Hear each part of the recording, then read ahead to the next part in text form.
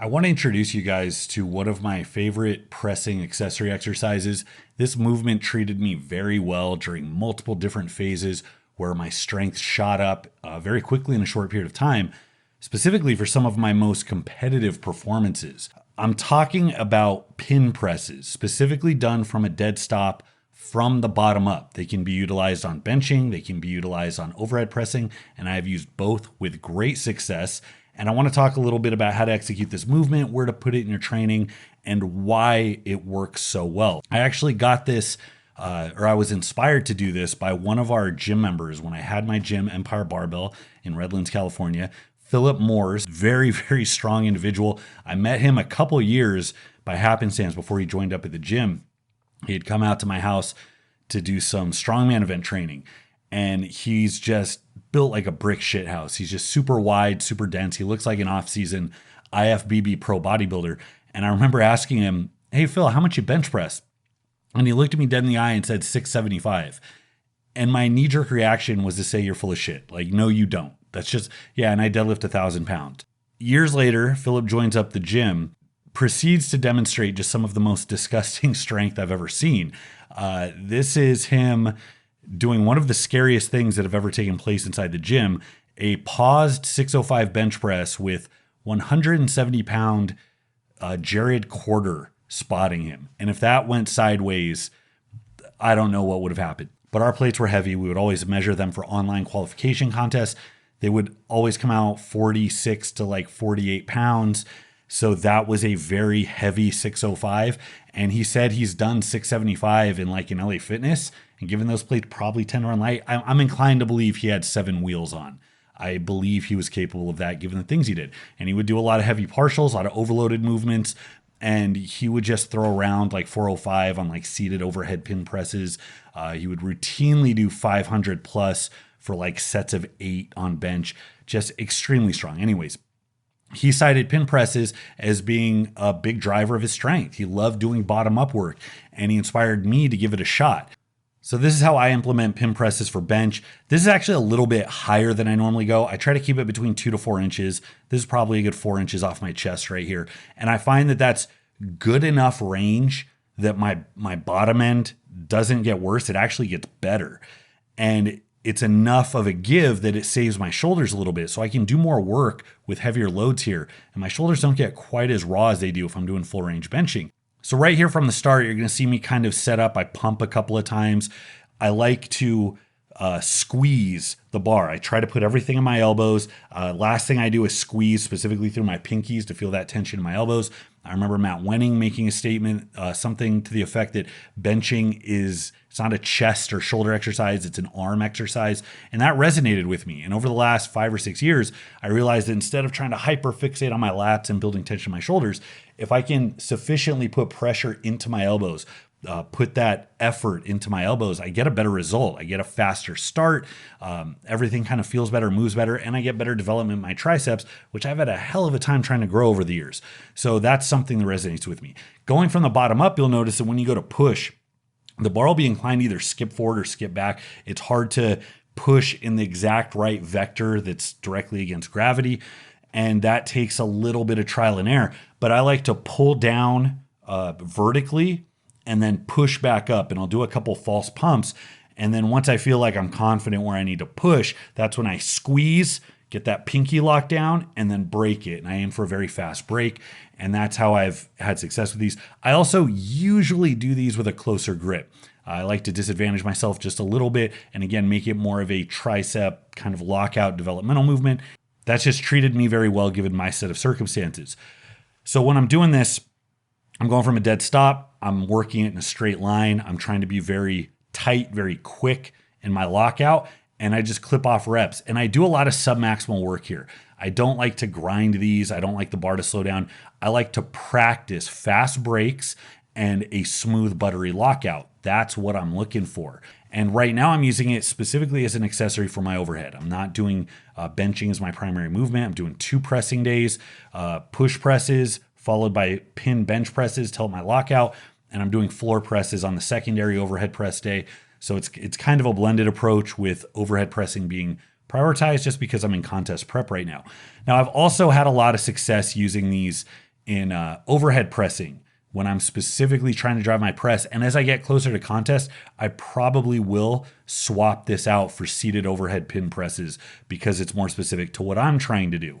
So breaking these movements apart, you have a partial motion, it's overloaded, it's mechanically advantaged, and it drills the lockout. It emphasizes the top end, which is going to put a lot more emphasis on your triceps. At the same time, going from a dead stop eliminates stretch reflex. So in that sense, you're disadvantaged. So that's what is going to be developed first. If you keep the reps tight and keep them fast, you're going to be conditioning that neurological kick, that rate of force development, the rate at which you recruit motor units. The first few times you do it, it might feel hard, it might feel awkward, it might feel slow. And similarly with box squats, I could take this entire presentation, graft it onto a video about box squats, same thing applies. Starting out, it might feel slow and awkward. Eventually, you start to feel where that purchase is. You get that kick off the box. And if you're doing it right, you should get faster and faster and faster off the box. Eventually, when you go to regular free weight, full range motions, you feel explosive. There's no stick. If anything, the higher up you get, the more motor units are pulling. So by the time you get to your stick point, you're not slowing down, you're speeding up. And that's what you want to focus on. So that's what makes this such a good movement. And it's actually versatile. Typically, you would be inclined to put overload movements like this or partial movements in a peak phase or something that is more focused on strength. Generally, your developmental movements, your base phase type stuff, it's going to be more range of motion, more tempo, more disadvantaged work. Whereas the lockout, the heavy overloaded stuff, it's closer to when you're trying to peak specifically for strength. You're focusing more on neurological qualities. This one actually goes pretty well in both, depending on your weaknesses and what you're trying to do. I am actually in a base phase right now. I'm not peaking my overhead. I'm trying to build a wide array of qualities that's going to help with a really heavy overhead press in the next 5 to 6 weeks. So this is a base phase for me. The way that I'm structuring pin presses when I'm more developmentally focused, I'm inclined to go with a closer grip to disadvantage my elbows because I like mechanical disadvantages to try to focus on weak points. I'm inclined to focus more on tempo, control, keep it smooth, keep it fast, not really grind. And I'm inclined to do a lot more sub-maximal work. So I like to go with a plus set approach, which I program a lot. It's a staple in my training. A lot of sets done sub-maximally, 5 or 6 reps, with the last set as an AMRAP. And what that does, it gets a good blend of volume. It establishes a baseline of volume for you to improve off of. It keeps the work skill oriented, so everything stays controlled and fast, gives you an opportunity to learn the movement and advance in it. And then it still gives the intensity at the end, the effort at the end that's going to drive progress in the short term. That works really well for a base phase type thing. For a more peak oriented application of pin presses where you're trying to peak strength, you're going to be less concerned about range. So you might be doing more shallow pressing. You're going to be still trying to go explosively, but the weight's going to be heavier. So the bar speed's going to slow down. You're going to be more grinded through with that mechanical tension. You're going to be feeling that tension the whole way up. This is a standing overhead I did. I believe this was in preparation for the 410 log press that I did, where I was really trying to get my lockout just peaked out. My leg drive was good. My clean was good. Everything was good. It was just making sure that I could follow through once my legs got into the press. I did reverse mini bands. This is 415 on the bar. And you see I get a hard kick off the pins. Then the bands give out. I hit that little stick and I was able to follow through because I had done so many weeks drilling that range of motion. So this is much more specific to overloading the top, and that fit the peak for something like a really heavy log press. Whereas developmentally, I'm more inclined to do it in this fashion. Bar's a little lower. This is about nose level. And I'm using more of a tempo. It's more compact. It's more even and clean and controlled. And I'm doing more reps. So this is an example of repeating sets of 6. I was able to get up to 315 for pretty easy reps at this range. And at this point, my overhead was just probably the strongest it's ever been. You have a couple of options of how to arrange it. You can do the pin press after the main movement. So if you bench first, you can do pin presses after. You just want to make sure that everything flows from heavy to light. You don't want to run a 5K and then try to do 100-meter sprints.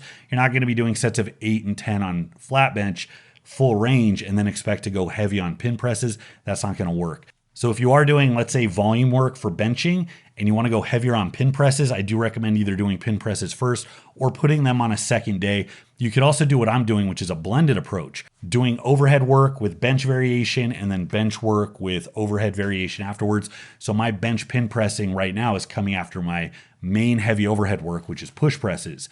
And that's a good way to run it if you want to get like an even touch on both things and be sufficiently fresh, because I'm not that wiped from overhead pressing when I go into pin presses and vice versa when starting with benching and going to overhead accessory work. So that's a good way to try to maintain kind of freshness for these heavier attempts. So let me know what you guys think. Have you had success with variations like this?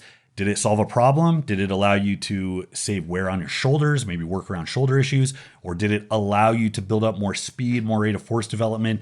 What was your experience incorporating this stuff? Is it too much complexity? Do you like just keeping it to the main movements and not overcomplicating it? Let me know your experiences in the comments. For more footage of my training, go ahead and check out Patreon. I do daily uploads of my training. I cut out the working sets. I give commentary. That is, right now I'm doing 6 days a week. So that is frequent uploads. Best way to get in contact with me if you have direct questions. You can check that out on Patreon. You can check out the Base Strength Facebook for absolutely free. And I strongly recommend you click on the link in the description, because that will take you to a place where you can get all of the uploads of the free PDFs I put out. I'll do slideshows for presentations like these, or I'll give PDFs of what my current training is. I'll give example templates. Right now I have the Bullmastiff program in full. 13 pages up there for free. So go ahead and check that out. Thanks so much for watching, guys. Until next time, this is Bromley. I'll see you.